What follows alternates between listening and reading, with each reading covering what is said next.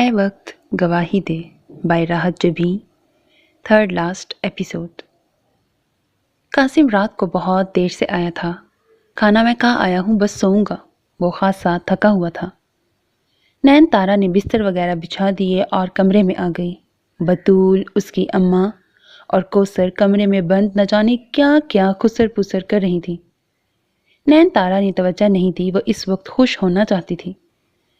500 کے نوٹ کو ہاتھ میں لے کر وہ بہت دیر تک دیکھتی رہی۔ کیوں آتا ہوں میں یہاں بار بار؟ صرف تمہارے لیے۔ ایک نرم اور مدھم سی مسکان نے اس کے لبوں کا احاطہ کیا۔ اپنی ذات کے ساتھ اتنی دشمنی میں کرنے نہیں دوں گا۔ اس نے تھوڑی گھٹنوں پر ٹکا لی اور آنگن میں کھلتی چاندنی کو دیکھنے لگی۔ آج چاندنی بہت اجلی اور نکھری ہوئی تھی۔ میں جانتا ہوں تم ایک جہنم میں زندگی گزار رہی ہو، میں تمہیں نکال لے جاؤں گا۔ تم تو اپنی زبان کے بڑے پکے نکلے۔ اس کی نرم آواز اور خوبصورت لہجہ تارا کے گرد حصار کھینچنے لگا۔ کیا واقعی زندگی اب بدل جائے گی؟ اس نے ایک یقین کے ساتھ خود سے سوال کیا۔ اس سے قبل کہ جواب ہاں میں آتا، اس کے اور چاندنی کے بیچ ایک وجود حائل ہو گیا۔ اس نے سر اٹھا کر کوثر کو دیکھا، پھر اس کی آنکھوں سے بہتے کتار در کتار آنسوؤں کو۔ بہت خوش ہو؟ وہ عجیب سے لہجے میں پوچھ رہی تھی۔ کیا مجھے خوش ہونے کا حق نہیں؟ تارا کا لہجہ اس سے زیادہ عجیب تھا۔ ابھی تو وہ اپنے دل کو یقین کی ڈور سے باندھ رہی تھی کہ یہ نیا سلسلہ شروع ہو گیا۔ میں اجمل کو اتنی آسانی سے تمہارا نہیں ہونے دوں گی، وہ پھنکاری۔ میں نے اسے کسی سے چھینا تو نہیں کوثر، وہ بے بس سی ہو کر بولی۔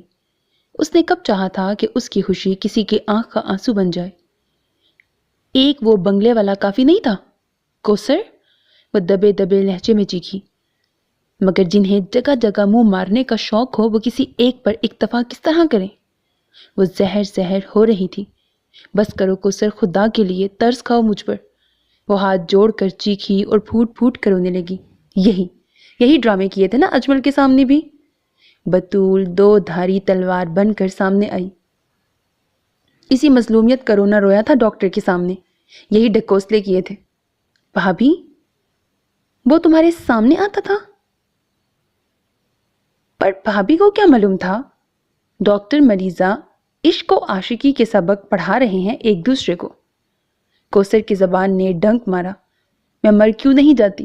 وہ بے بسی سے دونوں ہاتھوں میں بال نوچ کر رونے لگی۔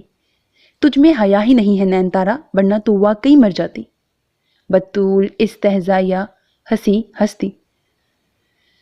بس ایک بات یاد رکھ، جو خواب تو دیکھ رہی ہے وہ پورے ہونے والے نہیں۔ اجمل تجھے کبھی نہیں ملے گا، کبھی بھی نہیں۔ اور میں کیا کر سکتی ہوں اس کا اندازہ تجھے اچھی طرح ہے۔ نین تارا کے آنسو جم سے گئے۔ وہ ساکت سی انہیں دیکھے گئی۔ بطول کوثر کا ہاتھ پکڑ کر پلٹ گئی۔ آنگن میں چاندنی زرد پڑ گئی تھی۔ اور حقیقت یہ ہے نین تارا کہ تیری قسمت میں کوئی خوشی لکھی نہیں، تجھے صرف ذلیل ہونے کے لیے پیدا کیا گیا ہے۔ اور اب ایک نیا کھیل شروع ہوگا۔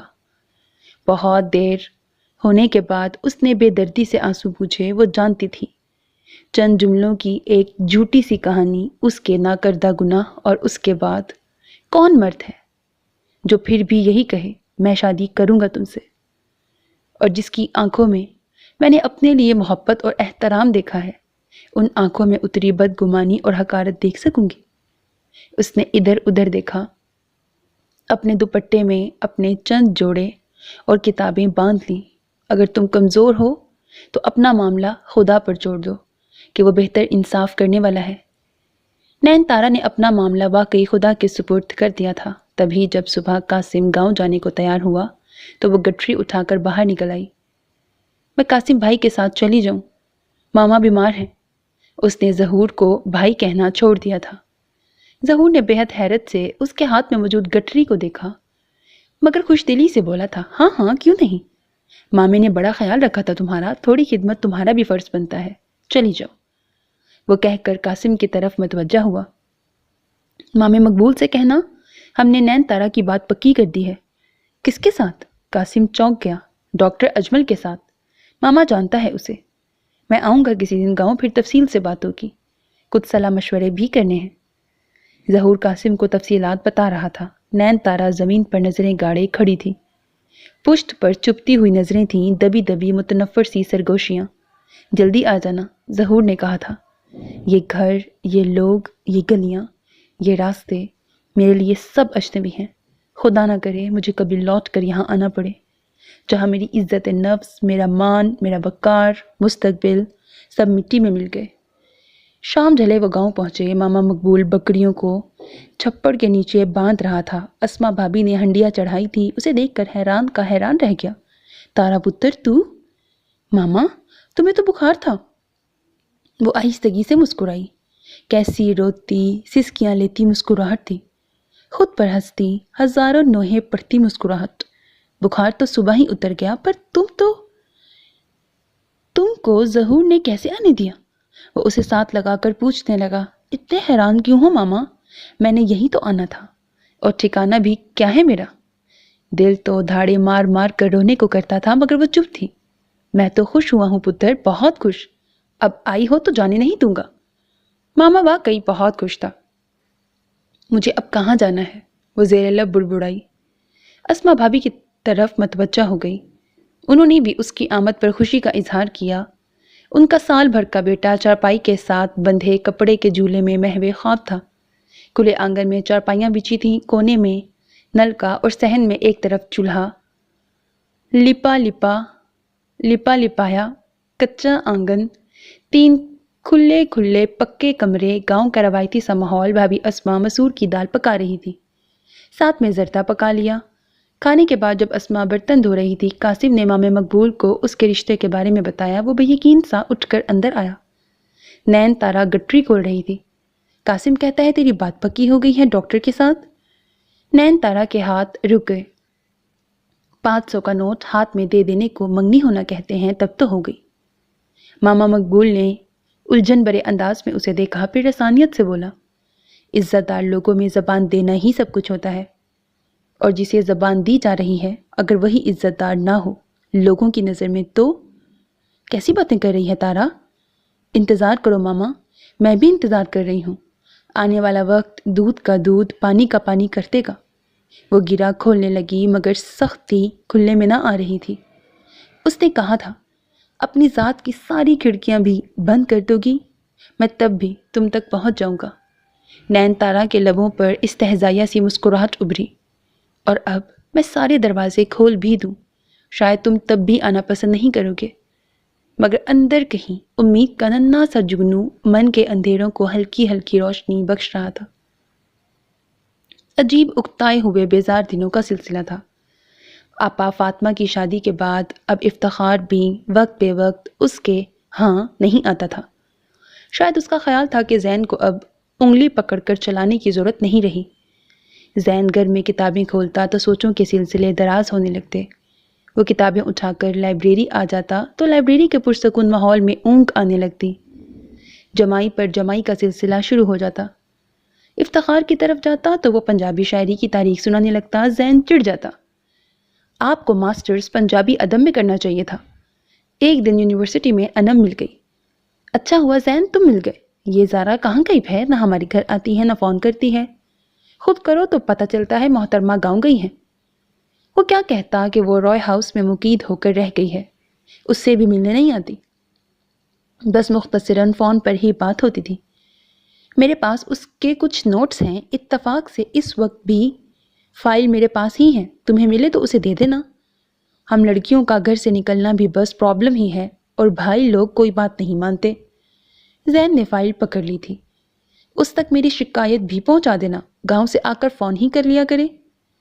فائل 2 دن تک اسی کے پاس رکھی رہی۔ اس نے فون کیا تھا، زارا گاؤں گئی تھی، ہفتے کو اسے واپس آنا تھا۔ ہفتے کو اس کا موبائل آف ہی ملا، اور زین کچھ یوں اکتایا کہ فائل اٹھا کر رائے ہاؤس پہنچ گیا۔ خوشگوار سی شام پھولوں کی خوشبو میں نہا رہی تھی، اور لان چیئر پر سلمان شام کا اخبار پڑھ رہا تھا۔ مجھے مس زارا سے ملنا ہے، سادہ پر اعتماد لہجہ۔ اسے سلمان سے کوئی خوف محسوس نہیں ہو رہا تھا۔ سلمان نے اخبار سے نظریں اٹھا کر بلیک پینٹ اور لیمن کلر کی شرٹ میں ملبوس نوجوان کو دیکھا۔ دوسرے پل اس کی آنکھوں میں ناگواری کا تاثر ابھر آیا۔ اس لڑکے کو انہوں نے زارا کے ساتھ بہت سی جگہوں پر دیکھا تھا، پھر وہ بائک پر زارا کو گھر بھی چھوڑنے آیا تھا، اور وہ جسے ایک بار دیکھ لیتا تھا اسے بھولتا نہیں تھا، اور یہ لڑکا اسے بالکل اچھا نہیں لگا تھا۔ اس نے نظریں دوبارہ سے اخبار پر ٹکا دی۔ اس نے زین سے بیٹھنے کو بھی نہیں کہا تھا۔ زین کے اندر غصے کی لہر سی اٹھی۔ مجھے مس زارا سے ملنا ہے، اس نے قدرے بلند آواز میں اپنی بات دہرائی۔ کیوں؟ سلمان کے انداز ہی غصہ اور اشتعال دلانے والے تھے۔ کام ہے ان سے۔ لہجہ زین کا بھی نارمل نہ تھا، شاید دونوں کے احساسات ہی نارمل نہ تھے۔ ایک طرف شدید غصہ اور نفرت تھی تو دوسری طرف ناپسندیدگی۔ کیا کام؟ نظریں اب بھی اخبار کی سرخی پر پھسل رہی تھیں، چہرہ سپاٹ اور ہر تاثر سے عاری تھا۔ زین سلگ اٹھا۔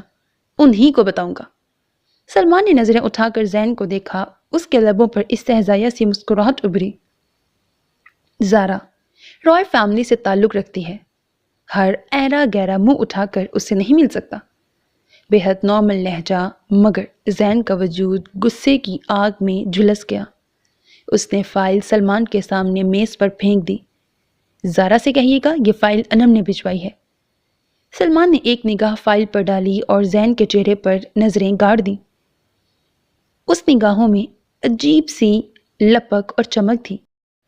اپنی تمام تر بے خوفی کے باوجود زین کی ریڑھ کی ہڈی میں سنسناہٹ سی ہوئی۔ تم جانتے نہیں ہو کہ کہاں کھڑے ہو، ورنہ یہ گستاخی۔ اس کا یوں فائل پٹخنا سلمان کو ناگوار گزرا تھا۔ لیکن تمہارا قصور نہیں ہے، تم جیسے چھوٹے گھروں کے لوگ کیا جانے کہ تمیز اور تہذیب بھی کسی چڑیا کا نام ہے۔ کیا کریں، دور ہی ایسا آ گیا ہے، چونٹی کے بھی پر نکل آئے ہیں تو اڑنے کی کوشش وہ بھی کرتی ہے۔ اخبار لپیٹتے ہوئے پرسکون لہجے میں زین کی تذلیل کی تھی اس نے۔ تو اب آپ مجھے تمیز اور تہذیب سکھائیں گے مسٹر سلمان؟ دونوں ہاتھ کرسی کی پشت پر ٹکاتے ہوئے زین نے خود پر قابو پانے کی کوشش کی۔ رائے سلمان حیدر ہے میرا نام، اور تمیز تو تمہیں ایسی سکھائیں گے کہ تم ساری عمر نہ بھول سکو۔ مگر مجبوری ہے، رائے سلمان دشمنی بھی اپنے برابر کے لوگوں سے رکھتا ہے۔ کس قدر حقارت بھرا لہجہ تھا سلمان کا۔ جا سکتے ہو تم، زارا کو بتا دوں گا اگر تمہارا نام یاد رہا تو۔ وہ اخبار اٹھاتے اٹھاتے رک گیا۔ ایک محظوظ سی مسکراہٹ لبوں کی تراش میں منجمد ہوئی، گویا زین کی حالت سے لطف اٹھا رہا ہو۔ شاید تم نے اپنا نام نہیں بتایا ابھی تک۔ بریکٹ میں اسی جگہ تم سے اپنا تعارف کرواؤں گا۔ رائے سلمان تھوڑا انتظار کرو۔ وہ ایک جھٹکے سے پلٹا اور گیٹ کراس کر گیا۔ سلمان اطمینان سے اسے جاتے دیکھتا رہا، پھر ملازم کو آواز دے کر بلایا، یہ فائل زارا کو دے آؤ۔ زارا کو انم سے ہی پتا چلا تھا کہ اس نے فائل زین کو دی تھی۔ مائی گاڈ! اس نے گھبرا کر زین کو فون کیا۔ خلاف توقع وہ گھر پر ہی موجود تھا اور خاصی خوشگوار موڈ میں اس سے بات کر رہا تھا۔ تم رائے ہاؤس آئے تھے؟ زارا نے چھوٹتے ہی پوچھا۔ ہاں۔ کیوں کرتے ہو تم ایسی حرکتیں؟ بے عزتی کروانے کے لیے۔ Shut up! وہ جھنجھلا گئی۔ نہیں بھائی، ذرا لہو گرم رہتا ہے، مجھے یاد رہتا ہے کہ مجھے کرنا کیا ہے، ورنہ بابا کی طرح میں بھی ٹھوس ہو کر بیٹھ جاؤں گا۔ عجیب نظریے ہیں تمہارے بھی۔ میرے اپنے ہیں اس لیے۔ ویسے یہ سلمان صاحب تو خاصے بے مروت انسان نکلے، چائے پانی پوچھنا تو ایک طرف، مجھے بیٹھنے کو بھی نہیں کہا۔ وہ یوں بات کر رہا تھا جیسے کوئی بات ہی نہیں ہوئی۔ سوری زین، کس بات پر معذرت کریں گی؟ ان کے حساب انہی کی طرف رہنے دیں، وقت آئے گا تو خود ہی چکا دیں گے، آپ اپنی بات کریں۔ وہ آرام سے پھر سے بات بدل گیا۔ اپنی کیا بات کروں؟ عجیب ڈل سی لائف ہو گئی ہے۔ زارا کا لہجہ اکتایا ہوا تھا۔ کیوں؟ رضوان صاحب بہت مصروف ہو گئے ہیں آج کل؟ اس نے چھیڑا تو زارا مسکرا دی۔ شکر ہے تم نے رضوان کے ساتھ میرے رشتے کو تسلیم تو کیا۔ حقیقت تو بہرحال حقیقت ہوتی ہے زارا بی بی، اپنا آپ منوا ہی لیتی ہے، انسان کب تک سرابوں کے پیچھے بھاگے گا۔ وہ ایک طویل سانس لے کر بولا۔ زارا نہ جانے کس سوچ میں ڈوب گئی تھی۔ پھپھو کے پاس جائیں گی؟ زین نے پوچھا۔ سنڈے کو جاؤں گی اور کچھ دن وہیں رکوں گی۔ اچھی بات ہے، پھپھو سے کہیے گا زین انہیں بہت یاد کرتا ہے۔ یہ کہنے کی بات نہیں، وہ جانتی ہیں۔ ویسے زین، مجھے اچھا لگا، میں تو سمجھی تھی تم اب بھی پہلے کی طرح۔ کب تک بھاگوں گا؟ زین نے اس کی بات قطع کی، پھر بات بدلتے ہوئے پوچھنے لگا، سٹڈیز کیسی جا رہی ہیں؟ زین کے ساتھ اپنی سٹڈیز ڈسکس کرتی زارا کے وہم و گمان میں بھی نہ تھا کہ وہ کیا سوچے بیٹھا ہے۔ وین نے پہلے کی طرح اب بھی اسے سڑک پر اتارا اور ہارن بجاتی نہر کے پل کو کراس کرتی دائیں طرف مڑ گئی۔ اس کے ساتھ اترنے والے شخص نے حیرت اور تجسس کے ملے جلے تاثرات کے ساتھ اسے دیکھا تھا، جسے نظر انداز کرتے ہوئے اس نے اپنا چھوٹا سا بیگ سنبھالا اور اکلوتے کھڑے تانگے پر بیٹھ گیا۔ اس کے بوجھ سے تانگا پیچھے کو جھولا تو یہاں گھوڑا ہنہنایا، وہیں اگلی سیٹ پر صافہ منہ پر ڈالے اونگتا ہوا کوچوان بھی ہڑبڑا کر اٹھ بیٹھا۔ کدھر جانا ہے باؤ؟ گاؤں۔ حویلی؟ کوچوان نے شاید اس کے حلیے اور وضع و قطع سے اندازہ لگایا تھا۔ زین ہنس دیا۔ حویلی بھی جائیں گے، لیکن ابھی تو صرف گاؤں جانا ہے۔ گاؤں میں کس کے گھر جانا ہے باؤ؟ بتا دو، سیدھا دروازے تک لے جاؤں گا۔ اس نے غور سے زین کو دیکھا۔ منزل سامنے مگر رستہ بے نشاں ہے۔ تمہیں کہاں کا پتہ دوں؟ وہ زیر لب بڑبڑایا۔ تبھی اس کے ساتھ اترا شخص بھی تانگے پر آ بیٹھا۔ سلام چاچا، سنو کیا حال چال ہے؟ اللہ کا کرم ہے، ہو آئے شہر سے؟ کوچوان نے تانگا آگے بڑھایا۔ ہاں چاچا۔ وہ آپس کی باتوں میں لگ گئے۔ زین خاموشی سے کھیتوں میں پھولی سرسوں دیکھ رہا تھا۔ کچے پکے مکانوں کا سلسلہ شروع ہو گیا۔ اونچی نیچی گلیاں، دھول اڑاتے راستے، جگالی کرتی گائیں، نیم با آنکھوں سے آنے والوں کو تکتی اپنی دم ہلا ہلا کر مکھیاں اڑاتی بھینسیں، گاؤں کا پرائمری اسکول، چھوٹی چھوٹی دکانیں، گوبر تھوپتی بیرونی دیوار کی لپائی کرتی عورتیں، گھروں کے سامنے چارپائیاں، ان پر حقہ گڑگڑاتے بوڑھے، گاؤں کا واحد آڈیو سینٹر اور اس کے سامنے کھڑے بے فکر نوجوان، پیلے پھولوں کی تازگی، باغوں اور کھیتوں کی خوبصورتی اور دلکشی گاؤں کی ٹیڑھے میڑھے راستے میں دھول ہو جاتی تھی۔ تانگا رک گیا۔ اس کے ساتھ والے شخص نے 5 روپے نکال کر تانگے والے کو دیے اور رب رکھا چاچا کہہ کر نیچے اتر گیا۔ زین نے بھی کرایہ دیا اور بیگ سنبھال کر اتر گیا۔ تانگے والا اب بھی متجسس سا وہیں رکا اسے دیکھ رہا تھا۔ وہ شخص رک گیا۔ کس کے گھر جانا ہے؟ زین کو وہیں کھڑے دیکھ کر اس نے پوچھا۔ زین چونک کر اس کی طرف متوجہ ہوا، پھر بنا سوچے سمجھے بول اٹھا، میں رائٹر ہوں، اخباروں میں لکھتا ہوں، گاؤں کے پس منظر میں ایک ناول لکھ رہا ہوں، تو سوچا سب کچھ آنکھوں سے دیکھ لوں۔ اچھا اچھا، تو گاؤں میں کوئی نہیں ہے آپ کا؟ نہیں، ویسے تو یہاں آنے والے مہمان حویلی میں ہی ٹھہرتے ہیں۔ نہیں، حویلی نہیں۔ زین نے ایک دم ہاتھ اٹھا کر اس کی بات کاٹی۔ میں عام کسان کی زندگی لکھ رہا ہوں، ان کے دکھ، ان کی مشکلات۔ ہاں تو پھر میرا گھر حاضر ہے نا؟ اس نے پرخلوص انداز میں دعوت دی۔ تانگے والا جو آدھا ان کی طرف جھکا باتیں سن رہا تھا، اشتیاق سے پوچھنے لگا، باؤ کہانی لکھ رہے ہو ہماری؟ ہاں۔ تصویر بھی چھپے گی؟ نہیں۔ زین ہنس دیا تو اس نے مایوس سا ہو کر تانگا آگے بڑھا دیا۔ زین دوبارہ اس شخص کی طرف متوجہ ہوا۔ میں پیئنگ گیسٹ کے طور پر رہوں گا۔ وہ اپنا کان کھجانے لگا۔ تھوڑا بہت پڑھا لکھا تو میں ہوں، مگر یہ کیا بلا ہے دوست؟ میرا مطلب ہے اپنے کھانے پینے کا خرچ۔ نہ بھائی میرے، نہ۔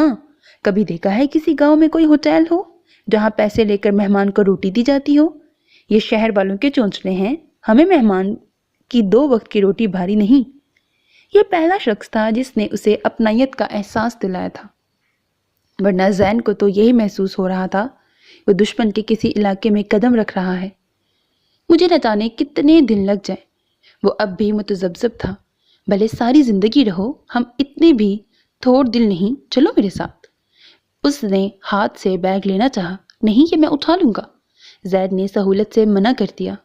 بریکٹ، مجھے یقین تھا میں پہلا قدم اٹھاؤں گا تو راستے خود بخود کھل جائیں گے، اور یہ ایک اچھا شگن ہے۔ اس نے ساتھ چلتے شخص کو دیکھا۔ اس نے زین کو بیٹھک میں بٹھایا تھا۔ بڑے بڑے پایوں والے پلنگ پر کڑھائی والی میرون چادریں پڑی تھیں۔ داہنی دیوار کے ساتھ 6 کرسیاں اور میز جس پر سفید کور پڑے تھے۔ دیوار پر اللہ محمد صلی اللہ علیہ وآلہ وسلم کے تغرے تھے۔ وہ ریلیکس ہوکر بیٹھ گیا۔ کپڑے جوتے سب مٹی مٹی ہو رہے تھے۔ میں نے غسل خانے میں پانی رکھ دیا ہے، پہلے نہا لو۔ غسل خانہ صحن میں تھا۔ زین نہا کر آیا تو چائے آ گئی تھی، ناریل والے بسکٹ، ابلے ہوئے انڈے اور بیسن کے لڈو۔ میں تو سمجھ رہا تھا کہ گاؤں میں آج بھی لسی سے تواضع ہوتی ہے۔ اس نے کہا لگا، تم شہر والے آج بھی گاؤں کتابوں میں پڑھتے اور فلموں میں دیکھتے ہو، اچھا ہوا یہاں آ گئے، اب آج کے گاؤں کو دیکھنا۔ لیکن یہ سب، اس نے لوازمات کی طرف اشارہ کیا، فکر نہ کرو، آئندہ ایسا اہتمام نہیں کریں گے، یہ تو پہلی بار ہے۔ وہ کہا لگا کر ہنس دیا، پھر سنجیدہ ہو کر پوچھنے لگا، تمہارا نام کیا ہے؟ زین العابدین، آپ مجھے زین کہہ لیں۔ اور آپ کا؟ قاسم۔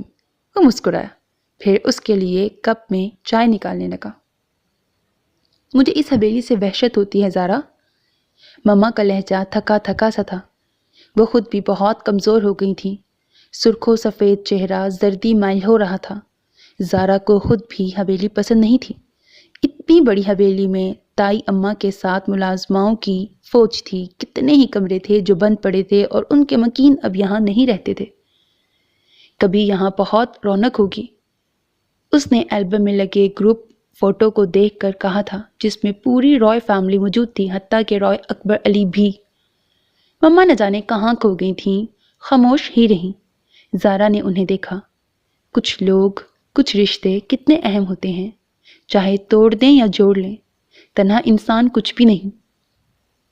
انہیں رشتوں میں جب دراڑیں پڑتی ہیں تو سب بکھر جاتا ہے، کچھ بھی تو باقی نہیں رہتا، دلوں میں کدورت اور نفرت، اور بڑی بڑی حویلیوں میں تنہائی اور وحشت کے سوا۔ وہ زیر لب بڑبڑائی تھی، ایک غلط قدم، غلط فیصلہ آنے والے وقت اور نسلوں کو الجھا کر رکھ دیتا ہے۔ نورین آنٹی بہت خوبصورت تھی۔ زارا نے بات بدلنی چاہی۔ مما نے ہاتھ بڑھا کر نورین کی تصویر نکال لی، کچھ لمحے اسے دیکھتی رہیں۔ جہاں عورت اپنی فطرت کے خلاف جاتی ہے، وہیں خود بھی تکلیف اٹھاتی ہے اور اپنے خاندان کو بھی اس میں مبتلا کر دیتی ہے۔ عورت کی فطرت، سمجھوتا اور صبر۔ گویا عورت احتجاج بھی نہ کرے۔ احتجاج کس سے؟ تقدیر کے خلاف کون جا سکا ہے؟ قسمت کے لکھے کو کون مٹا سکا ہے؟ کون ہے جو خدا کے فیصلوں سے منحرف ہو؟ ماموں اور نورین آنٹی کی شادی دونوں کی مرضی کے خلاف طے کر دی گئی، جبکہ وہ عمر میں ان سے بڑی بھی تھی۔ جمشید نے اسے پوری دیانتداری سے اپنایا تھا۔ دیانتداری اور مما محبت؟ اس نے سوالیہ نظروں سے ماں کو دیکھا۔ زارا، یہاں کتنے لوگ ہیں جو شادی سے قبل محبت کرتے ہوں گے؟ میں نے اور عمیر نے بھی لو میرج نہیں کی تھی۔ نورین کی طرح مجھے بھی صرف فیصلہ سنایا گیا تھا۔ محبت مما، محبت؟ پاپا نے آپ کو محبت، اعتماد اور وفا سب ہی کچھ دیا تھا۔ نورین کو بھی یہی سب ملتا، وہ انتظار تو کرتی، جمشید کو تھوڑا وقت تو دیتی۔ جو عورت اپنے اندر ایک نئے وجود کی پرورش کر سکتی ہے، وہ ایک مرد کی محبت کا رخ اپنی طرف نہیں موڑ سکتی۔ یہ کوئی دلیل نہیں ہے مما، ورنہ دنیا کی کوئی عورت نا آسودہ زندگی نہیں گزارے۔ آپ کو ماننا ہوگا کہ نورین آنٹی کے ساتھ زیادتی ہوئی تھی، اس سے زیادہ اس نے خود پر ظلم کیا تھا۔ وہ تھوڑی سی سمجھداری سے کام لیتی تو آج وقت کوئی اور ہی کہانی لکھ رہا ہوتا، مگر نورین وہ چنگاری بن گئی جو گندم کے سارے کھیت کو جلا کر راکھ کر دیتی ہے۔ انہوں نے خاموشی سے ماضی کا ایک نیا ورق کھول کر سارا کے سامنے رکھ دیا۔ نیکسٹ سین۔ ازابیلا کون ہے؟ نورین ابھی ابھی آئی تھی، چھوٹتے ہی پوچھنے لگی۔ اس کا لہجہ۔ عمیر کو چائے دیتی آئمہ ایک پل کو گڑبڑائی۔ عمیر نے کپ تھام کر نورین کو دیکھا اور مسکرا دیے۔ اتنی صبح صبح اور اتنا غصہ؟ میں اس سے پوچھنے آئی ہوں ازابیلا کون ہے؟ اس نے انگلی اٹھا کر آئمہ کی طرف اشارہ کیا۔ خاصا توہین آمیز انداز تھا اس کا۔ شادی سے قبل خاصی دوستی تھی دونوں میں، مگر اب لگتا تھا وہ صرف اس کی نند اور بھابھی بن کر رہ گئی ہے۔ ازابیلا ایک یہودی لڑکی تھی جو مسلمان ہو گئی تھی۔ جمشید سے اس کی ملاقات اسپین میں مسجد قرطبہ میں ہوئی تھی۔ سیاحت کا مشترکہ شوق ان دونوں کو قریب لے آیا۔ دوست تھی جمشید کی۔ آئمہ نے آہستگی سے بتایا۔ نورین ہر روز ایک نیا پرابلم کھڑا کر دیتی تھی اور آئمہ براہ راست اس کی زد میں آتی تھی۔ شادی کرنا چاہتا تھا اس سے؟ وہ چپتے ہوئے لہجے میں پوچھنے لگی۔ نورین، شادی تو اس کی تم سے ہی ہوئی ہے نا؟ عمیر نے رسانیت سے کہا۔ تو پھر یہ کیا ہے؟ اس نے چند لفافے سامنے میز پر پھینکے۔ آئمہ سر تھام کر رہ گئی۔ عمیر نے لفافہ اٹھا کر دیکھا۔ پرانے ہیں شادی سے پہلے کے، فرینڈز کے درمیان خط و کتابت تو ہوتی ہی ہے۔ عمیر مطمئن سے لہجے میں بولے۔ جمشید ان کا بیسٹ فرینڈ تھا اور وہ ان کے ماضی کے ایک ایک لمحے سے واقف، تو پھر سنبھال کر کیوں رکھے ہیں اس نے؟ وہ چلائی۔ وہ اپنی ہر چیز یوں ہی سنبھال کر رکھتا ہے؟ نورین نے ایک نظر انہیں دیکھا، پھر جھپٹ کر خط اٹھا لیے۔ میں دادا جان سے بات کروں گی۔ آئمہ نے اس کا ہاتھ پکڑ کر روکا۔ نورین، اس پر اعتبار تو کرو، وہ شوہر ہے تمہارا، یوں ہر کسی کے سامنے اسے ڈیگریڈ مت کرو۔ تم تو کہو گی آئمہ بھائی ہے نا تمہارا، وہ زہر خون لہجے میں بولی، اور تم میری بہنوں جیسی ہو۔ اسے اگر ایزابیلا سے شادی کرنی ہوتی تو کون روک سکتا تھا؟ تم تھی نا اس کی سب سے بڑی مجبوری۔ وہ ہاتھ چھڑا کر کئی قدم پیچھے ہٹی۔ ورنہ وہ مجھ سے شادی نہیں کرنا چاہتا تھا، لیکن وجہ ایزابیلا نہیں تھی، میں کئی سال بڑی تھی اس سے۔ آئمہ بے بس سی ہو گئی۔ اسے موقع تو دو نورین۔ کس بات کا؟ کہ وہ ایزابیلا سے شادی کر لے؟ لیکن میں اسے کوئی موقع نہیں دوں گی، وہ متنفر سے لہجے میں کہہ کر باہر نکل گئی۔ عمیر، نورین کو کیا ہو گیا ہے؟ ٹھیک ہو جائے گی، ڈونٹ وری، عمیر نے تسلی آمیز لہجے میں کہا۔ لیکن نورین نے یہ خط لے جا کر دادا جان کو دے دیے تھے۔ اکبر علی نے وہ خط پڑھے بغیر کئی ٹکڑے کر دیے۔ ماضی کو مت کرے دو، تم جمشید کا حال بھی ہو اور مستقبل بھی۔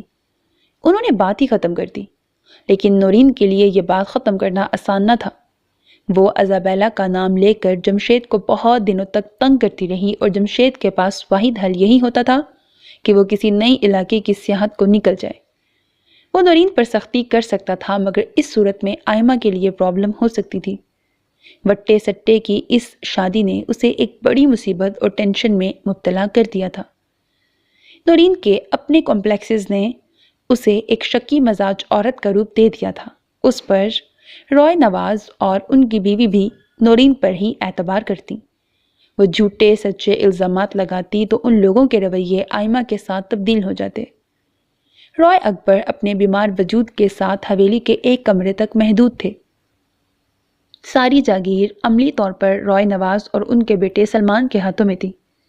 عمیر اپنا بزنس شروع کر رہے تھے اور جمشید کو زمینوں کے معاملات سے کوئی سروکار نہ تھا۔ رائے نواز اور سلمان صحیح معنوں میں سیاہ سفید کے مالک تھے۔ سلمان 16 برس کا نوجوان تھا، مگر اٹھان ایسی تھی کہ 20 سے کم نہ لگتا۔ پھر رائے نواز نے بہت شروع سے اسے اپنے ساتھ لگا لیا تھا، اسی لیے اس چھوٹی عمر میں وہ اپنے فیصلے خود کرنے کا عادی ہو گیا۔ رائے عمیر اور رائے جمشید جن معاملات کے بارے میں ابھی اپنی رائے ہی دے رہے ہوتے تھے، وہ انہیں چٹکی بجاتے ہی حل کر لیتا تھا۔ رائے عمیر اس کی زرک نگاہی اور خود اعتمادی کو ہمیشہ سراہتے ہوئے کہتے تھے، یہ ہمارے اجداد کا صحیح جانشین ثابت ہوگا۔ میں شہر منتقل ہو رہا ہوں، جمشید نے رائے اکبر کو آگاہ کیا۔ کیوں؟ یہاں رہنا ممکن نہیں ہے دادا جان۔ نورین چھوٹی چھوٹی باتوں کو لے کر نت نئے پرابلمز پیدا کرتی ہے۔ آئمہ کے لیے ہر روز ایک نیا مسئلہ کھڑا ہو جاتا ہے۔ ہم لوگ دور ہوں گے تو کیا مسئلے حل ہو جائیں گے؟ آئمہ نے سب سے پہلے اختلاف کیا۔ یہاں تم سب کی نظروں کے سامنے رہتے ہو، نورین کا جھوٹ سچ فوراً سامنے آ جاتا ہے۔ وہاں سے تو نورین جو کچھ بھی کہے گی یہ لوگ اعتبار کر لیں گے، میرے لیے تو تب بھی مشکل ہی ہوگی۔ بس میں نے فیصلہ کر لیا ہے۔ بھائی نواز نورین کو شہ دیتے ہیں، چھوٹی چھوٹی باتوں پر بلا کر باز پرس کرتے ہیں مجھ سے۔ انہیں کیا حق ہے میاں بیوی کے جھگڑوں میں دخل دینے کا؟ یہ ٹھیک ہے کہ میں نورین سے شادی نہیں کرنا چاہتا تھا، کیونکہ میں جانتا تھا صرف عمروں کا ہی نہیں سوچ کا بھی فرق ہے ہمارے درمیان، مگر دادا جان کی ضد، میں تو اس خاندان کو اور مضبوط کرنا چاہتا تھا۔ وقت نے رائے اکبر جیسے انسان کو بے بس اور کمزور کر دیا تھا۔ جمشید نے ان کے ہاتھ تھام کر آنکھوں سے لگا لیے۔ خدا گواہ ہے میں نے بھی پوری ایمانداری سے آپ کے اس فیصلے کو اپنایا تھا، مگر وہ احساس کمتری میں مبتلا عورت۔ بہرحال ہم جلد ہی شہر چلے جائیں گے۔ اس مٹی سے اتنا دور مت جاؤ کہ یہ تمہیں قبول کرنے سے انکار کر دے۔ تم اس جاگیر کے وارثوں میں سے ہو، یہ گاؤں، یہاں کے لوگ تمہارے اپنے ہیں۔ ان کے قریب رہو، ان کے مسائل حل کرو کہ کل کو یہی لوگ تمہارے کام آئیں گے۔ میں مجبور ہوں۔ رائے نواز بھڑک اٹھے۔ نورین نے بھی ہنگامہ کھڑا کر دیا۔ کسی کو ان کا فیصلہ پسند نہیں آیا تھا۔ عمیر خاموش رہے تھے۔ آئمہ نے پوچھا، تو بس اتنا کہا؟ میرے خیال میں یہی ٹھیک ہے۔ نورین رو رو کر یہی کہتی رہی کہ جمشید اسے شہر لے جا کر مار ڈالے گا۔ عمیر نے سنا تو اسے ڈانٹ دیا۔ وہ مزید آئمہ کے خلاف ہو گئی۔ اس کے خیال میں یہ سب آئمہ کی شے پر ہو رہا ہے۔ اگر میں سکون سے نہ رہی تو تمہیں بھی چین نہیں لینے دوں گی۔ عورت کا سکون شوہر کی محبت میں پنہاں ہے نورین۔ اسے سمجھنے اور اپنانے کی کوشش کرو۔ وہ تم سے مخلص ہے۔ تمہاری یہ حرکتیں اسے تم سے اور دور کر دیں گی۔ آئمہ نے اسے گلے لگا کر رسانیت سے سمجھایا، مگر نورین نے اسے پیچھے ہٹا دیا۔ جو پاس ہی نہیں، اس کے دور جانے کا کیا خوف؟ آئمہ طویل سانس لے کر رہ گئی۔ نورین کو سمجھانا بہت مشکل تھا۔ کچھ عرصہ سکون سے گزرا، مگر نورین کے دل میں جو بات بیٹھ گئی تھی اسے نکالنا ممکن نہ ہو سکا۔ جمشید کی بھرپور توجہ بھی اس کے دل میں لگی گرہ نہ کھول سکی کہ جمشید نے اس سے شادی سے انکار کیا تھا اور وہ محض آئمہ کی وجہ سے مجبور ہوا تھا۔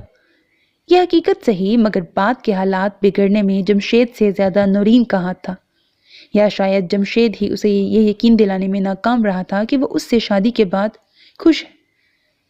نورین پھر روٹھ کر میکے آ گئی تھی۔ آ گئی ہیں وہ چڑیل واپس؟ کون؟ آئمہ زارا کو پالنے میں لٹا کر اس کی طرف لپکی۔ میری سوکن ازابیلا؟ وہ دادا کی پٹی سے لگ کر پھوٹ پھوٹ کر رو دی۔ میں جمشید کو فون کرتی ہوں۔ آئمہ گھبرا کر فون کی طرف لپکی۔ جمشید ہنس دیا۔ ہاں آئی ہے ازابیلا پاکستان، لیکن میری محبت میں نہیں، کیٹو کی محبت میں۔ مطلب؟ وہ ایک کوہ پیما ٹیم کے ساتھ آئی ہے اور اس کی منزل کیٹو کی چوٹی ہے، میرا دل نہیں۔ جمشید مذاق کا وقت نہیں ہے۔ نورین نے یہاں آ کر نہ جانے کیا کیا کہا ہے۔ بھائی نواز بہت غصے میں ہے۔ اور عمیر؟ تمہیں تو پتا ہے وہ کتنے ٹھنڈے دماغ کے انسان ہیں۔ جب تک ہر معاملہ صاف ہو کر سامنے نہیں آ جائے گا وہ کچھ نہیں کہیں گے۔ تو پھر فکر کس بات کی ہے؟ جمشید، تم جانتے ہو نورین کس حالت میں ہے؟ جانتا ہوں۔ وہ ایک طویل سانس لے کر رہ گئے۔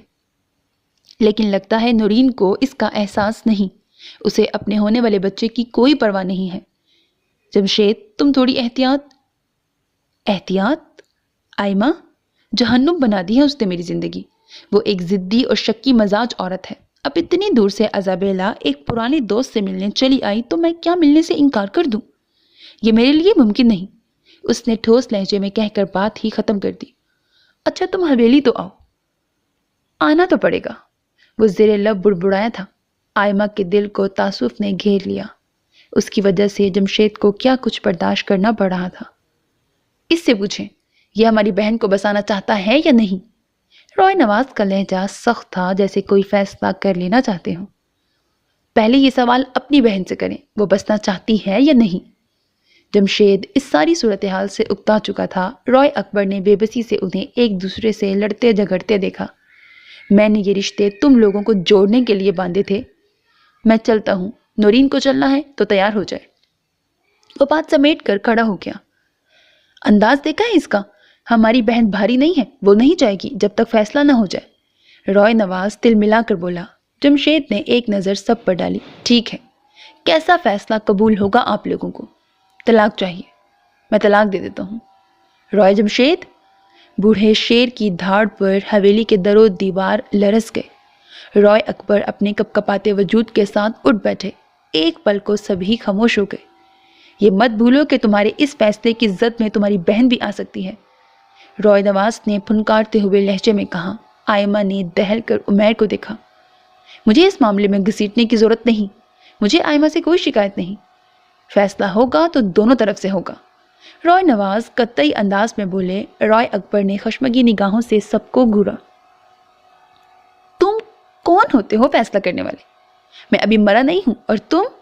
انہوں نے انگلی اٹھا کر جمشید کی طرف اشارہ کیا۔ تم دفع ہو جاؤ یہاں سے، اور جب تک تمہارا دماغ ٹھنڈا نہیں ہو جاتا یہاں مت آنا۔ وہ اب تک جمشید کا ساتھ دے رہے تھے، مگر اس کی طلاق والی بات نے انہیں جمشید کے خلاف کر دیا۔ جمشید پھر آیا ہی نہیں۔ عمیر نے بالا ہی بالا اس سے رابطہ کر کے سمجھانے کی کوشش کی۔ میں نورین کو تھوڑا وقت دینا چاہتا ہوں، اسے احساس تو ہو کہ اس کی ہٹ درمی اور ضد اس کا گھر تباہ کر سکتی ہے۔ نورین کو اس کا احساس تو تھا، مگر وہ الزام اب بھی جمشید کو ہی دیتی تھی۔ ہمہ وقت روتی رہتی یا آئمہ سے جھگڑتی رہتی۔ ڈاکٹرز کہتے اس کی حالت ٹھیک نہیں، اسے خوش رہنا چاہیے۔ جمشید مصر چلا گیا تھا۔ اسے میری پرواہ نہیں، اپنی آوارگی سے پیار ہے۔ اور جب وہ لوٹا تو نورین یہی شکوہ لیے منو مٹی تلے جا سوئی تھی، اور ایک ننھا سا وجود اس کی راہ تک رہا تھا۔ حویلی کے در و دیوار میں اس کے لیے نفرت کے سوا کچھ باقی نہ تھا۔ یہ یہاں کیوں آتا ہے؟ رائے نواز اس کی شکل دیکھنا بھی نہیں چاہتے تھے، اور ان کا پرتو سلمان اس سے بات بھی نہ کرتا۔ اسے منع کرے، مت آیا کرے یہاں۔ انہوں نے دادا سے مطالبہ کیا۔ میں اسے کیسے روک سکتا ہوں؟ وہ اس حویلی کے وارثوں میں سے ہے، اس جاگیر میں تم لوگوں کے برابر اس ایک اکیلے کا حصہ ہے۔ انہوں نے جواب دیا تھا۔ جمشید خاموشی سے آتا، زارا سے کھیلتا، زین العابدین کو پیار کرتا اور واپس چلا جاتا۔ اس حویلی کے لوگ اس سے ویسا ہی سلوک کرتے جیسا ایک اجنبی کے ساتھ کیا جاتا۔ آئمہ کا دل اس کی حالت دیکھ کر کڑتا۔ جمشید کو سمجھاؤ، یہاں رہے، اپنی جاگیر سنبھالے، یہ آوارگی اسے کچھ نہیں دے گی۔ صاحب اولاد ہے وہ، اپنی اولاد کے لیے سنبھل جائے ورنہ نقصان اٹھائے گا۔ رائے اکبر آئمہ سے کہتے، وہ اپنے بستر پر پڑے پڑے آنے والے وقت کی آہٹیں سن رہے تھے جو کوئی اچھی نوید نہیں سناتی تھی۔ وہ تمہاری بات نہیں سنتا تو اسے میرے پاس بھیجو۔ لیکن تقدیر نے انہیں مہلت ہی نہیں دی کہ وہ اسے سمجھا سکیں۔ رائے اکبر کی وفات ایک مرکز کے ٹوٹ جانے کے مترادف تھی۔ رائے نواز اور سلمان کے پاس مکمل اختیارات آ گئے تھے۔ رائے عمیر یوں بھی جاگیر کے معاملوں میں دخل نہیں دیتے تھے۔ رضوان بورڈنگ سے جب بھی گھر آتا، زارا کے لیے چاکلیٹ اور چھوٹے چھوٹے کھلونے لایا کرتا تھا۔ اس کی دونوں بڑی بہنیں مریم اور عائشہ کبھی کبھی خفا ہو کر پوچھتی، رضوان ہمارے لیے کیوں نہیں لاتے؟ تو ہاتھ اٹھا کر ایک سٹائل سے کہتا، تم کوئی بچی ہو جو کھلونوں سے کھیلو گی؟ اور زارا، شی از مائی بیسٹ فرینڈ، بہت متانت سے جواب ملتا۔ شروع میں اسے زارا سے بہت الجھن ہوتی تھی۔ یہ کیسی گڑیا ہے، سارا دن یا سوتی رہتی ہے یا روتی رہتی ہے۔ مگر جیسے ہی اس نے چلنا سیکھا اور چھوٹی چھوٹی باتیں کرنا سیکھی، اسے گویا کھیلنے کے لیے ایک جیتا جاگتا کھلونا مل گیا تھا کہ اسے گاؤں میں عام بچوں کے ساتھ کھیلنے کی اجازت نہیں تھی۔ سلمان سے وہ ڈرتا تھا۔ مریم اور عائشہ بھی اس سے خاصی بڑی تھیں۔ عائشہ کے ساتھ اکثر لڑائی ہی رہتی تھی۔ اب زارا کو وہ چاکلیٹ لا کر دیتا اور اپنی سائیکل پر بٹھا کر سیر بھی کرواتا تھا۔ زین پیدا ہوا تو اسے ایک ہی جلدی تھی کہ وہ زارا کی طرح باتیں کب کرے گا اور چلنا کب سیکھے گا۔ اسے یقین تھا کہ زین العابدین کے ساتھ اس کی دوستی زارا سے زیادہ ہوگی کیونکہ وہ لڑکا تھا۔ اس بار وہ گھر آیا تو زارا کی چیزوں کے ساتھ ایک چھوٹا سا بھالو علیحدہ سے پیک تھا۔ اسے مت کھولے امی۔ جیسے ہی اس کی امی نے اسے ہاتھ میں لیا، وہ فوراً ہی بول اٹھا، یہ کس کے لیے ہے؟ زین کے لیے۔ چاکلیٹ کا ریپر کھول کر زارا کے ہاتھ میں دیتے ہوئے اس نے مصروف سے انداز میں بتایا۔ زین ہمک ہمک کر زارا کے ہاتھ سے چاکلیٹ چھیننے کی کوشش کر رہا تھا۔ لیکن آپ کو تو زین بہت برا لگتا تھا، اس کی امی نے مسکرا کر کہا۔ اب یہ اچھا ہو گیا ہے۔ اس نے زین کا گال کھینچا، پھر بھالو کی پیکنگ کھولنے لگا۔ رضوان تو بالکل اپنے چچا پر گیا ہے۔ سنا ہے عمیر بھی ایسا ہی کیئرنگ ہوا کرتا تھا۔ اس کی امی ہنس دیتی۔ ہوا کرتا تھا، عمیر نے مسکرا کر ان کا جملہ دہرایا۔ بھابھی، میں اب بھی ویسا ہی کیئرنگ ہوں۔ کیوں جمشید؟ انہوں نے خاموش اور گمسم بیٹھے جمشید کو پکارا تو وہ چونک گیا۔ کن سوچوں میں ہو یار؟ ایک عمیر ہی تھا جس کا رویہ نورین کے بعد بھی نارمل تھا۔ مجھے کچھ وقت کی ضرورت ہے، جمشید نے آہستگی سے بتایا۔ ہاں تو اپنا اکاؤنٹ چیک کرو، ابھی اس میں ایک پیسہ بھی نہیں ہے۔ مجھے کچھ رقم کی ضرورت ہے، وقت نہیں، رقم۔ ٹھیک ہے۔ جمشید نے بات قطع کی۔ اس کے لہجے میں دبا دبا سا غصہ تھا۔ یہ کیسے ہو سکتا ہے؟ نواز بھائی ہمیشہ زمینوں کی آمدنی میں سے میرا اور تمہارا حصہ ہمارے اکاؤنٹس میں جمع کروا دیتے ہیں۔ عمیر نے قدرے حیرت سے اسے دیکھا۔ آئمہ بھی ان کی طرف متوجہ ہو گئی۔ میرے اکاؤنٹ میں پچھلے 1 سال سے کوئی پیسہ نہیں ہے، جمشید نے زور دے کر کہا۔ میں نواز بھائی سے بات کروں گا، وہ کہتے ہیں جمشید ان کے ساتھ مل کر جاگیر سنبھالے، رضوان کی امی نے آہستہ سے بتایا۔ تو آپ کو معلوم تھا کہ؟ آئمہ نے پلٹ کر انہیں دیکھا۔ میں نے سلمان اور اس کے ابو کی باتیں سنی تھی، جو وہ سوچ رہے ہیں وہ غلط تو نہیں ہے جمشید، تم ان کے ساتھ مل کر کام کیوں نہیں کرتے؟ جاگیر کے 100 مسئلے اور جھگڑے ہوتے ہیں، عمیر نے کہا تو آئمہ بول اٹھی۔ عمیر؟ نواز بھائی یہ بات جمشید سے براہ راست کر سکتے تھے، یہ کوئی طریقہ تو نہیں ہے، وہ صرف مجھے تنگ کرنا چاہتا ہے اور بس، جمشید بڑبڑایا۔ تمہیں غلط فہمی ہوئی ہے جمشید، غلط فہمی تمہیں ہوئی ہے عمیر، کیونکہ تم ہفتے میں 6 دن شہر میں گزارتے ہو۔ تم نے ان کی آنکھوں میں وہ نفرت اور حقارت نہیں دیکھی جو صرف مجھے دیکھ کر ابھرتی ہے۔ پچھلے 1 سال سے جو سلوک میرے ساتھ اس گھر میں روا رکھا گیا ہے وہ صرف میں نے برداشت کیا ہے، اور وہ میرا بھتیجا سلمان جو مجھ سے زیادہ اختیارات رکھتا ہے اور جسے یہ گمان ہے کہ وہ مجھ سے بلکہ اپنے باپ سے بھی بہتر فیصلہ کرنے کی صلاحیت رکھتا ہے، سیاہ سفید کا مالک بنا بیٹھا ہے، مجھ سے بات کرنے کا بھی روادار نہیں۔ اور جمشید آرام سے یار، میں بات برداشت کی ایک حد ہوتی ہے عمیر۔ وہ ایک جھٹکے سے کھڑا ہو گیا، اور آج یہ حد ختم ہو گئی ہے۔ جمشید یار، تم ہر فیصلہ جذباتی ہو کر کرتے ہو۔ عمیر نے اسے ٹھنڈا کرنے کی کوشش کی۔ تم اسے جو بھی کہو لیکن مجھے جائیداد میں اپنا حصہ چاہیے۔ گزشتہ 3 سالوں سے اسے کس مقام پر لا کھڑا کیا تھا کہ وہ خود کو ان سے الگ سمجھنے لگا تھا۔ ان سے کہنا دن میں خواب دیکھنا چھوڑ دے۔ رائے نواز کا لہجہ استہزائیہ تھا۔ نواز بھائی، آپ بھی اپنے رویے پر غور کریں، کیا ضرورت تھی جمشید کے ساتھ یہ سب کرنے کی؟ اس نے ہماری بہن کے ساتھ کیا سلوک کیا بھول گئے ہو تم؟ نورین نے بھی تو کوئی اچھا سلوک نہیں کیا تھا اس کے ساتھ، اور آپ نے ہر بار اسے شے دی۔ تمہارے منہ میں تمہاری بیوی کی زبان ہے۔ آئمہ کو درمیان میں مت لائیں، مجھے صرف اتنا کہنا ہے، یا تو آپ جمشید کے ساتھ اپنا رویہ تبدیل کر لیں یا پھر جائیداد نہ تو پہلے تقسیم ہوئی تھی اور نہ اب ہوگی۔ رائے نواز نے ہاتھ اٹھا کر قطعی لہجے میں کہا۔ حالات بگڑنے تھے، بگڑتے چلے گئے۔ رائے فیملی کی محبت اور اتحاد جو لوگوں کے لیے مثال بن گیا تھا، ٹوٹ کر بکھر گیا۔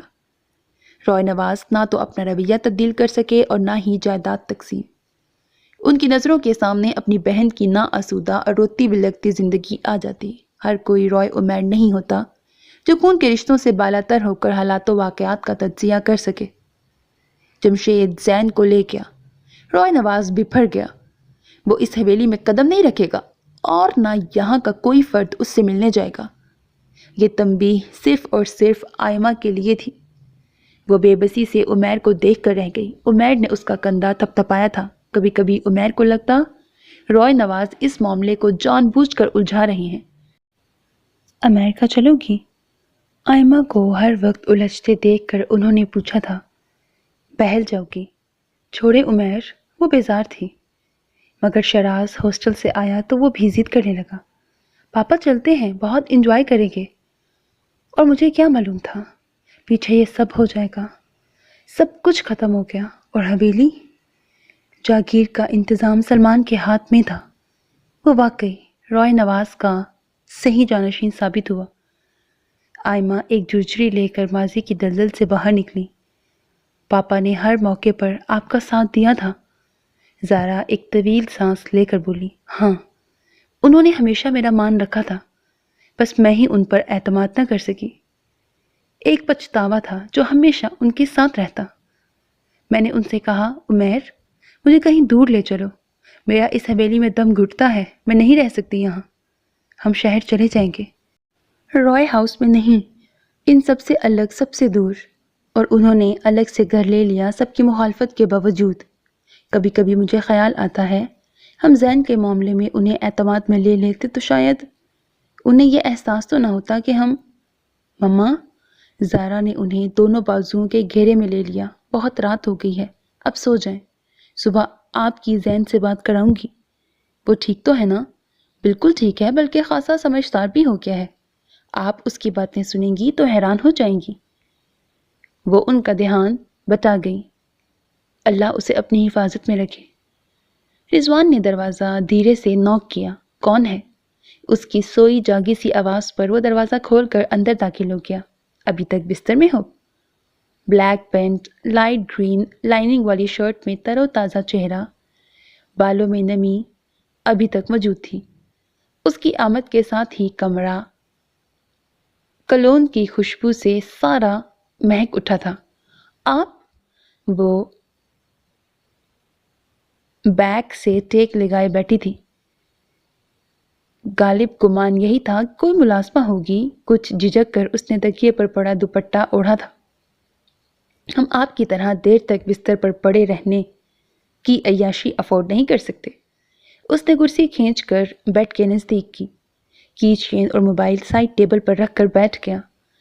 میں اور مما رات کو کافی دیر تک باتیں کرتے رہے، بہت دیر سے سوئے تھے۔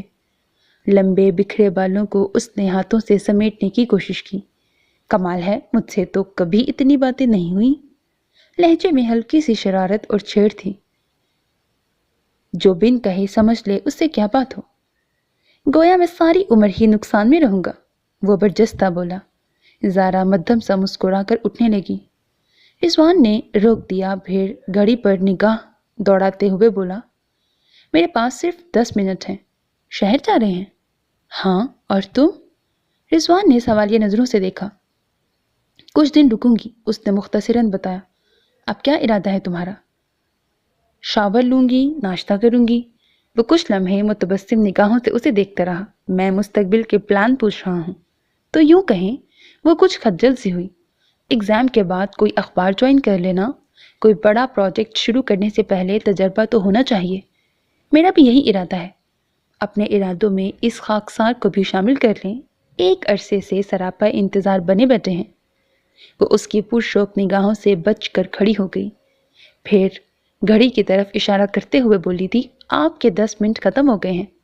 وہ بے ساختہ ہنسا، پھر اپنی چیزیں اٹھا کر کھڑا ہو گیا۔ میں تمہیں شراز کے فون کے متعلق بتانے آیا تھا۔ اس کے لہجے میں ہلکی سی سنجیدگی در آئی۔ کیا کہہ رہے تھے؟ رابعہ کے کچھ رشتہ دار، شاید اس کے تایا کی فیملی پاکستان شفٹ کر رہے ہیں، تو شراز چاہتا ہے۔ وہ ایک لمحے کو خاموش ہوا۔ زارا منتظر نگاہوں سے اسے دیکھ رہی تھی۔ تم لوگوں کی کوٹھی انہیں کرائے پر دینا چاہتا ہے۔ وہ ایک طویل سانس لے کر رہ گئی۔ ماما سے بات کی؟ نہیں۔ زارا کچھ لمحے سوچتی رہی، پھر سر جھٹک کر بولی، ٹھیک ہے رضوان، گھر انسانوں سے بنتے ہیں، ان خالی در و دیوار میں رکھا ہی کیا ہے؟ اس کے لہجے میں ہلکی سی اداسی در آئی تھی۔ تم آنٹی سے بات کر لینا۔ زارا نے اس بات میں سر ہلا دیا، پھر اچانک اسے خیال آیا، پاپا کی فیکٹری کون دیکھ رہا ہے رضوان؟ ذمہ داری اٹھائی ہے تو نبھاؤں گا بھی۔ سب کام ٹھیک ٹھاک چل رہا ہے، تم فکر مت کرو، اس نے تسلی آمیز لہجے میں کہا، پھر خدا حافظ کہہ کر باہر نکل گیا۔ تمہارے ہوتے ہوئے مجھے فکر کرنے کی ضرورت ہی نہیں، وہ ایک خوشگوار سے احساس کے ساتھ بڑبڑائی تھی۔ قاسم نے اس سے کہا بھی تھا، وہ کچھ لمحے آرام کر لے، زین مسکرا دیا۔ میرے پاس وقت نہیں۔ کچھ لمحے خاموش رہنے کے بعد دوبارہ گویا ہوا، مجھے واپس جانا ہے، بہت سے کام ادھورے ہیں۔ وہ دونوں باہر نکل گئے۔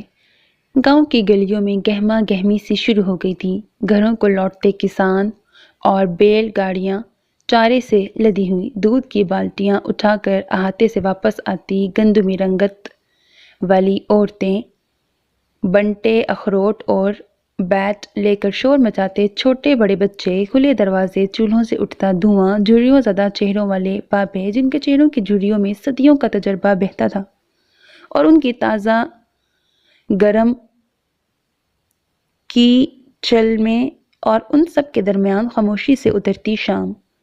تنور خوب گرم اور روشن تھا، اپنی اپنی باری کا انتظار کرتی عورتیں پرات کنالی سنبھالے اپنی باتیں بھول بھال کر پلٹ کر اسے دیکھنے لگتی۔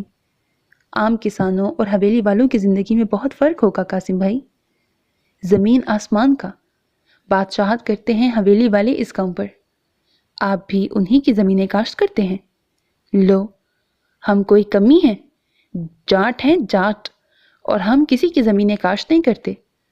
تھوڑی ہے پر اپنی ہے، اس نے بے حد فخر سے بتایا تھا۔ زین مسکرا دیا۔ وہ بے حد خاموشی سے ان لوگوں میں گھل مل جانا چاہتا تھا، مگر یہ ممکن نہ تھا۔ وہ لوگ قاسم سے اس کا تعارف پوچھتے، پھر اپنے درمیان نمایاں جگہ دیتے۔ ایک سہولت اسے ہوئی تھی کہ رائے عمیر کی وفات اور اس حوالے سے حویلی والے ابھی تک ان کا موضوع گفتگو تھے۔ نوجوان اس سے فری ہونا چاہتے، مگر زین کے توجہ بزرگ تھے کہ جو کچھ زین معلوم کرنا چاہتا تھا اس کے بارے میں یہی بوڑھے اسے بتا سکتے تھے۔ گفتگو کا رخ پھر سے رائے نواز کی طرف ہوا تو زین نے بے اختیار سوال کیا تھا، رائے جمشید کون تھا؟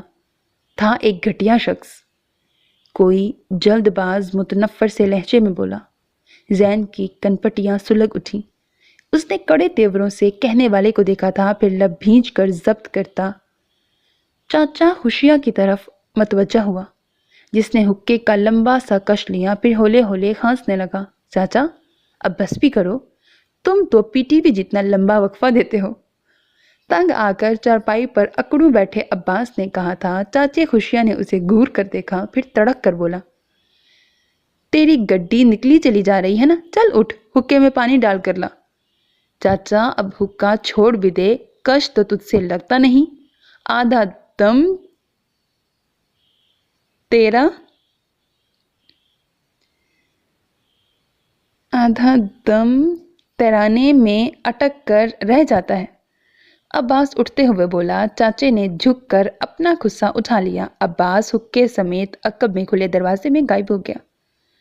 چاچا اپنی پہلی بات بھول گیا تھا۔ اس نے اپنی جوانی کا کوئی قصہ شروع کر دیا جس میں لوگوں کو زیادہ دلچسپی تھی بنسبت رائے جمشید کے۔ زین بات کا رخ نہ بدل سکا تو اکتا کر اٹھ گیا۔ گلیوں میں اندھیرا کھیلنے لگا تھا۔ کسی کسی گھر کے سامنے جلتے بلب کی زرد اور ملگجی سی روشنی رستے کی نشاندہی کر رہی تھی۔ زین نے پلٹ کر دور حویلی میں جلتی روشنیوں کو دیکھا۔ وہاں پھپھو تھی اور شاید زارا بھی۔ اتنے قریبی رشتے اور اتنے ہی دور۔ اے کاش! اس نے طویل سانس کھینچی۔ قاسم چونک سا گیا۔ کیا ہوا؟ کچھ نہیں، گھر چلتے ہیں۔ ہاں بھائی، تمہاری بھرجائی تو مجھ پر برس پڑے گی۔ کھانا رکھے کب سے انتظار کر رہی ہوگی۔ آپ کے بچے بھی ہیں؟ ایک ہی پتر ہے، محمد علی۔ چھوٹی چھوٹی باتوں میں رستہ کٹ گیا۔ زین بیٹھک میں ہی رک گیا۔ قاسم اندر چلا گیا۔ ابا چارپائی پر بیٹھا پلاؤ کھا رہا تھا۔ سلام ابا۔ وعلیکم السلام۔ کب آئے شہر سے؟ شام کو ہی آ گیا تھا ابا۔ سنا ہے کوئی مہمان ہے تیرے ساتھ؟ ہاں ابا، مہمان تو ہے، دوست سمجھ لے میرا۔ اسما کھانا تیار ہے؟ اس نے چولہے کے پاس بیٹھی بیوی سے پوچھا۔